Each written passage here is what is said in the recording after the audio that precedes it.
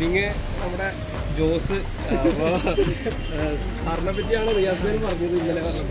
സാറാണ് അതിൻ്റെ ഒരു കാരണക്കാരൻ. സാറെന്താണ് പറയാനുള്ളത് സാറേ ആ ഒരു ജോസിൻ്റെ ഇങ്ങനെ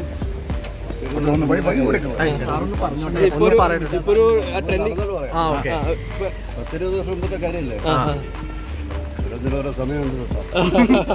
എന്നാലും ഇപ്പൊ അത് ട്രെൻഡ് ആവുന്നത് ഒരു ഇതല്ലേ, മറ്റേ മമ്മൂട്ടിയുടെ പടമായിട്ടൊക്കെ ക്യാരക്ടർ പിന്നെ വന്നുകൊണ്ടേ.